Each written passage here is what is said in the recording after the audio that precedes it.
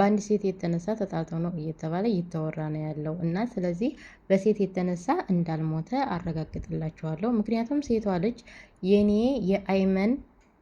የአይመን ጓደኛ ሚስት ናት። ስለዚህ አይመን ከሴቲቱ ጋር ሳይሆን ግንኙነት ያለው ከጓደኛው ጋር ነው፣ ከባሏ ጋር ነው ግንኙነት ያለው እና እዚህ ልጅ ጋር ደግሞ የተጣሉት ያን ያህል እንደዚህ የከፋ ነገር የሚያደርስ ጠብ አልነበረም። መጀመሪያውንም እንዴት ተጣሉ እናውቃለን። ምክንያቱም ይሄኛው ልጅ ገዳው በጣም አረመኔና ኃይለኛ ሰው ነው። ማንኛውም ሰው ያውቃል፣ ሁሉም ሰው ይፈራዋል። እና የኔ ልጅ ትንሽ ደፋር ስለነበረ ያው ከሱ ጋር ትንሽ ተደፋፍረው ነበረ እና ገዳው አስቦበት አልሞበት ነው ልጄን የገደለብኝ። ልጄ ከመሞቱ አልፎ ደግሞ በጣም የቆጨኝና በጣም ያስለቀሰኝ ያሳዘነኝ ነገር ቢኖር ቦታው ላይ ያሉ ሰዎች አምቡላንስ ጠርተው አምቡላንስ መጥቶ እስከሚወስደው ድረስ ለምን ለኔ አልተነገርኩም?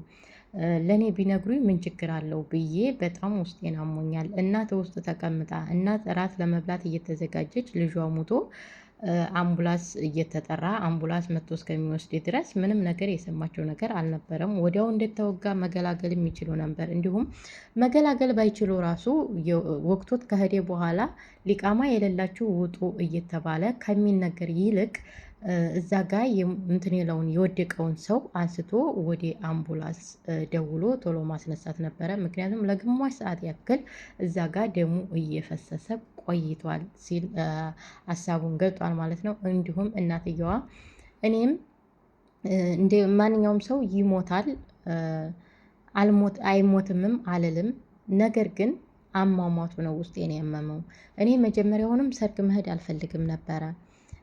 ሰርግ መሄድ አልፈልግም ስለው እባክሽን እናቴ ብሎ ግሬስሮ ወርቁ ለመነኝ። እናም ደግሞም ስሄድ በጣም ከብዶ የነበረ እዛም ሰርጉ ቤትም ሰላም እየተሰማኝ አልነበረም። እንዲሁም ሻርቤ ራሱ ተቀደደ ምናም ብዙ ነገር ብለዋል እናታችን ማለት ነው። እውነት ለመናገር እናት የምትለው ነገር አንዱም ነገር ውሸት አይሆንም። እኛ የሚፈጠርብንን ነገር ሁሉ እናቶቻችን ያውቃሉ። እናቶቻችን ቀድመው ይገባቸዋል። ይህንን ማወቅ አለባችሁ ሁላቸውም ማለት ነው። እና ያው በዛ የተነሳ እንግዲህ መጀመሪያም ተደዋውለናል፣ አናግሬዋለሁኝ። ከዛም በኋላ ሰርጉ ላይ ቆይተን ራስ ልንበላ ገብተን እንደገና በኋላ ሊቃማ የሌላችሁ ውጡ ውጡ ሲባል የሙሽራው አባት ሊቃማ የሌላችሁ ውጡ ሲል እንዴ እንዴት ነው እንደዚህ የሚለው ብዬ እኔም ተነሳሁኝ። ተነስቼም ስልክ ሲደውልለት ስልኩ አይሰራም ነበረ። ስልኩ ስለማይሰራ ወደ ውጭ ወጣሁኝ። መኪና ውጭ ስላለ ለምን ውጭ ሂጅ አልጠብቀውም ብዬ ወደ ውጭ ስወጣ አንድ የ12 ዓመት አካባቢ የሚሆን ልጅ ትንሽ ልጅ ነው። ሰው ተወግቶ አለኝ። እንዴ ማን የተወጋው ምንድን ነው ስለው አይመንደምሌ አለኝ። አይመንደምሌ ሲለኝ እኔም የነፍስያዬን እየሮኩኝ ወደ ውጭ ወጣሁኝ። አምቡላንሱን መጀመሪያውንም ከርቀት አይቼዋለሁኝ። እየሮኩ ወደ አምቡላንሱ ሲሄድ ልጄ ደሙ በጣም እየፈሰሰ ነበር። አንስተው አምቡላንሱ አልጋ ላይ ሲያረጉት አየኋቸው። እኔም ተከትያቸው ሆስፒታል ሄድኩኝ።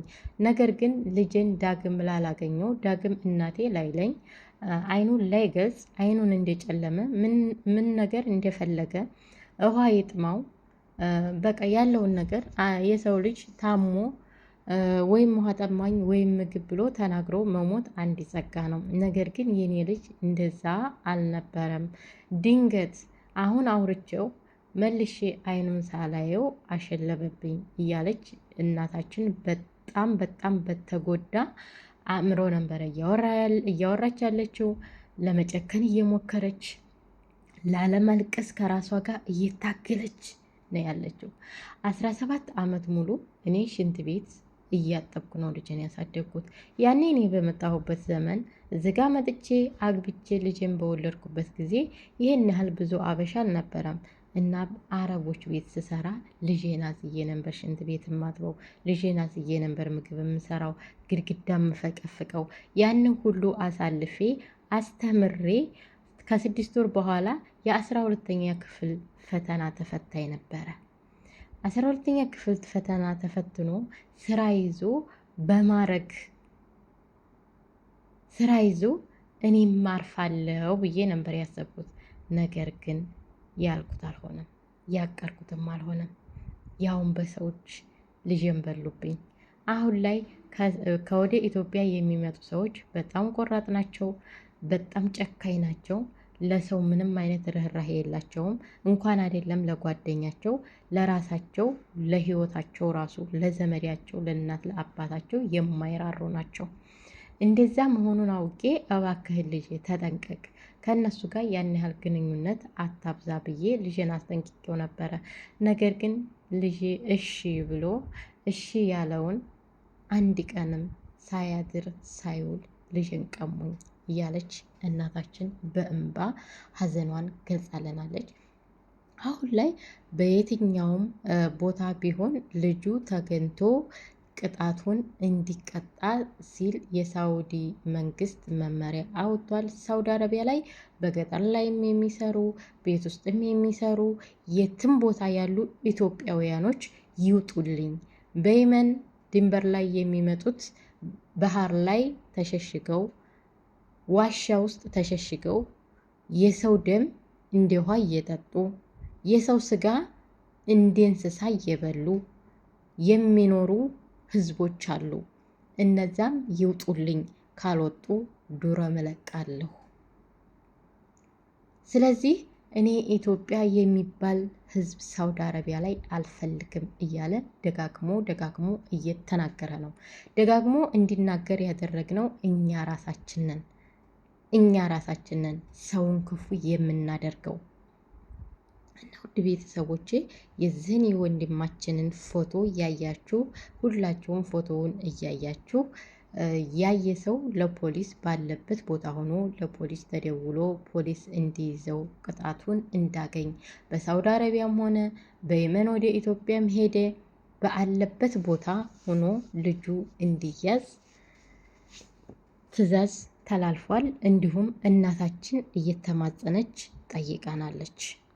እውነት ለመናገር በጣም ነው የሚያመው። የራሱ እናት የገዳዩ እናት እንግዲህ እናት ናትም እያሉ ነው፣ አያት ናትም እያሉ ነው።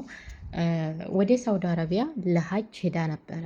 እናም ልጁ ሰው እንደገደለ ሲታወቅ እናትየዋ ታስራ እስር ቤት ትገኛለች።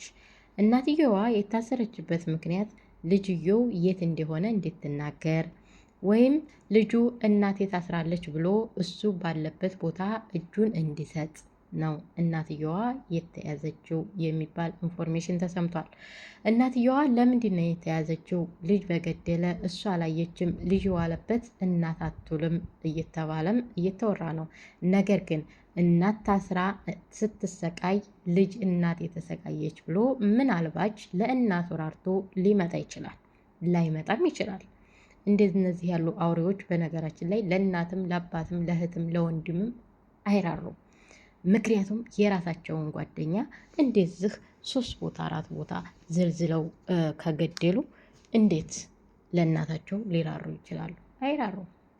ቢሆንም ግን እናትየዋ ልጅየው እስከሚመጣ ድረስ እናትየዋ ትታሰራለች ማለት ነው። ያን ያህልም ባትሰቃይ ባትደበድብም እናትየዋ የምታስረው አይቀርም። እና ውድ ቤተሰቦቼ እባካችሁ በአረብ ሀገር ላይ ያለን አገራችን ላይ አይበቃ ብሎ በባዕድ ሀገር መተን የምንገዳደል እባካችሁ ከእንደዚህ አይነት ነገር እንቆጠብ እላለሁኝ። እወዳችኋለሁ፣ አከብራችኋለሁ። በሌላ ቪዲዮ እስከምንገናኝ እግዚአብሔር አምላክ ሀገራችንን ሰላም ያደርግልን፣ ሰላሟን ያምጣልን፣ ወጥቶ ከመቅረት ይጠብቀን እላችኋለሁ። ውድ ቤተሰቦቼ ባይ ባይ። እወዳችኋለሁ።